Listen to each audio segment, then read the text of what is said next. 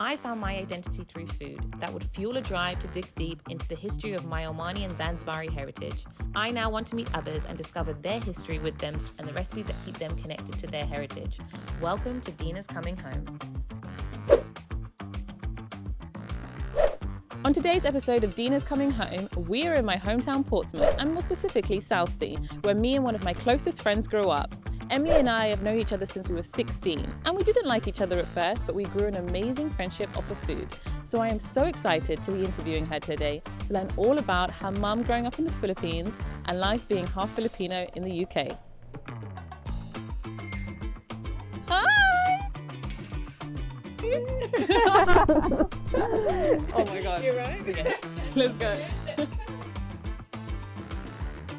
And it's all to share our love of food, so I'm really excited. So before we get into things and start talking, Lee and Emily, please can you just introduce yourselves quickly? Yeah, sure. So I'm Emily and I'm from Portsmouth, UK. Well, that's how we met at college.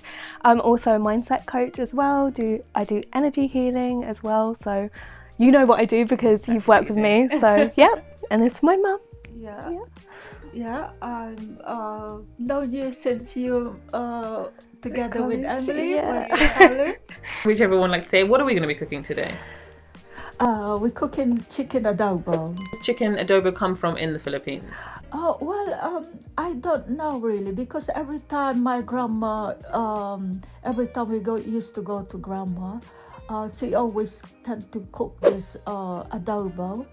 And since then, I start cooking it and follow her step. Oh, I love that. It's just grandma's recipe. Grandma's original. What we do is we put some olive oil in the frying pan. Can you use any chicken? You can use any chicken, like breast. You can have a mixture. Rub it with salt. Just wash it with the salt. We do it with vinegar and flour. In the Philippines, they don't. They just leave the skin because we live in a healthy version now.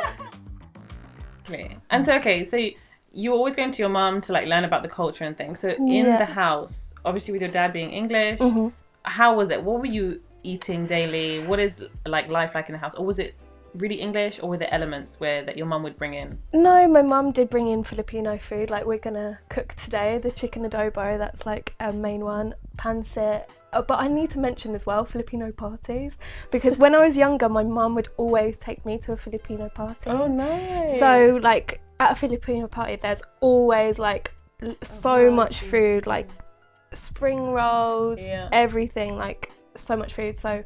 And I loved food, you know, like growing up, I loved to eat. I was always hungry. My mum as well, she would always like let me eat as much as I wanted to. She spoiled me really. Does Richard have a favourite thing that he loves about the culture? The food. The food. Like, okay, so my dad was super skinny when he met my mum, and now he's not.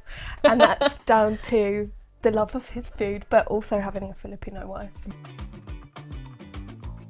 Put a little bit of salt while we fry it. We have Himalayan salt as well. Sweet. Put the onions on. In the Philippines we've got you can use white vinegar if you want to. I love white vinegar. It's so good. But I normally put quite gentle with the adobo. And then we have to put a little bit water to cook the chicken. Chicken is ready. It's ready. So we can put some corn flour to thicken the sauce. So ready to eat. Thank you. Guys.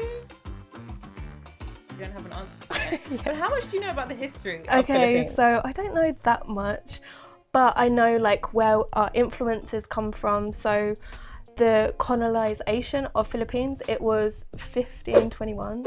Okay, so it's a long time ago. That was it was colonized by Spain. So there's a lot of Spanish influence when it comes to the Filipino languages. There's many different dialects in the Philippines. But then the Americans took over just before the 1900s. So we also have a lot of American influence as well.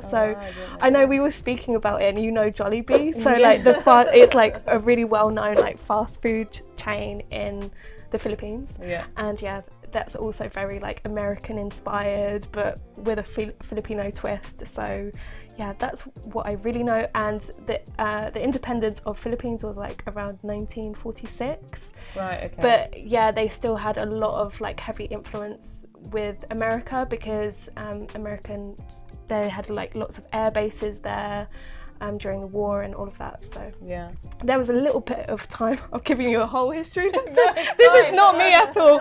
But where the Japanese invaded for like a few years and took over. I know, for 3 years. Really? So there's like maybe a little bit of Japanese influence that before as well. the independence or after?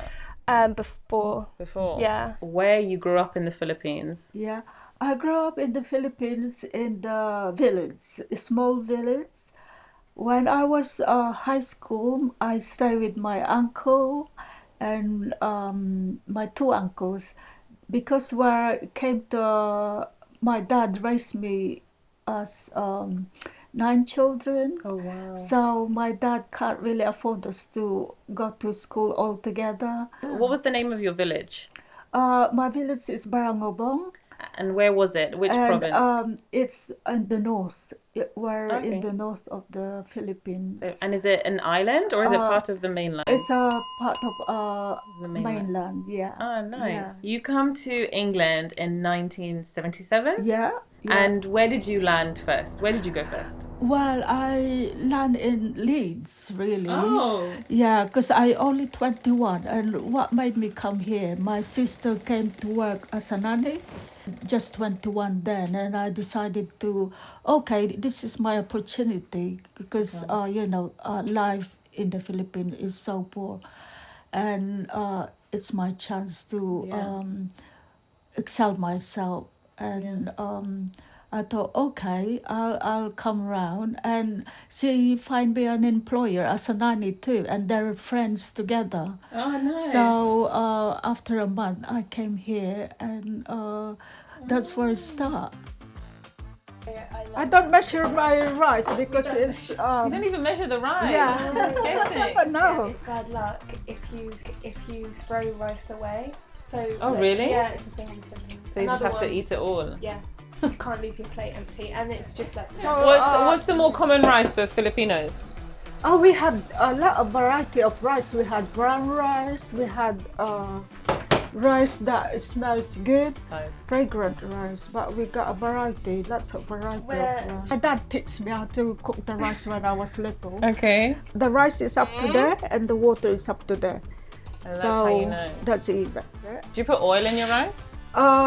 I don't. Really? Yeah. Oh, interesting. Yeah. And you're growing up in Portsmouth. Yeah. You're half Filipino, half English. Yeah. What was that moment when you were like, oh? Okay, so for me it was like so vivid, because I think I was like 4 or 5 when it happened, but I was in reception basically, and I remember a kid in my class said that I was Chinese, and I was like, I'm not Chinese, but then I didn't know what I was. So I remember going home that day and then saying to my mum, like, yeah, someone called me Chinese. And I was like, I'm not Chinese, right? And she said, no, you go back and you tell them you're half Filipino. So I remember going back the next day and be like, I'm half Filipino. And then ever since, like, you know, people question, like, where are you from? I'm like, I'm half Filipino, like, straight away, first before the English part. Always wanted to learn more and more about my culture, like, from my mum. I even, like, asked her, like, can you teach me some Ilocano, Tagalog, like her languages? And she didn't. Yeah, even when I was younger, I was really, like, you know, very into it. So I always wanted to learn more about my culture, and I was always kind of proud of that. So that's something that I always wanted to take with me, like, growing up. So for you, as someone who's half Filipino and half English, and also the work that you do, how do you feel like your identity is connected, and what does your identity kind of make up? Yeah, I love this question, Dina, because I always, you know, like, every culture has their, like, superstitions and things. I feel like my mum, she really, like, put that on me when I was younger. So there's certain things that we couldn't do, or certain things, like in the new year, for example, she would have like money all over the house and you have to pick it up on New Year's Day. So like the earlier you rise, the more money you could get. But that was like just a Filipino thing, like these little rituals or traditions. Also connects me like to my culture. Also, like, you know that I do energy healing and all of that. And my lula, so like my grandma, she is such a healer, isn't she? She's like, she's got the gift. I love that. And I feel like I got that from her, even though I didn't like know until I like got into like crystals and everything. Okay, even cooking isn't your main skill It's not set. It's not my skill. Yeah. What's your like favorite Filipino dish? I love the plantain. So in the Philippines, like we do it on a stick and we call it banana Q. Okay. And they, you know, like how the small bananas are really sweet. Yeah. You know, I love my sweet stuff. It's literally just put in brown sugar and then like boiled like that, but on a stick. That's like my favourite merienda. Snack. Food wise, I love pancit, so the noodles. Okay. The lumpia, spring rolls. My mum does really good spring rolls as well, and she does them like XXL size, so it's not like, you know, these tiny ones you get. Those would be my favourites. The food for you has been one thing to connect you back to home and back to the Philippines. Yeah, definitely. And also when I went there as well, like seeing how they eat food, like my mum said that they eat a lot of fish, and what I liked is they like to eat with their hands.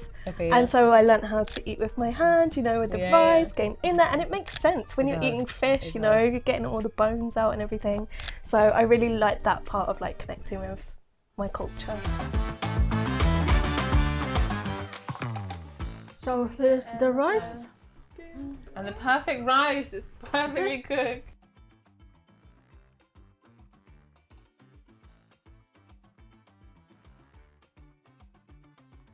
Oh, do you know what? The rice is, because it balances so well with the rice. Oh my god, this is so nice. So simple, isn't it?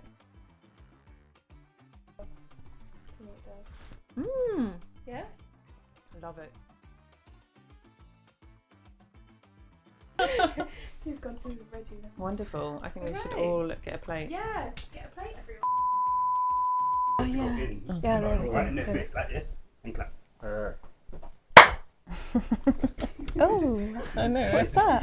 So they know where they're actually, I never know what it's actually for. What's it actually for? Help sync the pictures together. Oh, okay. Okay.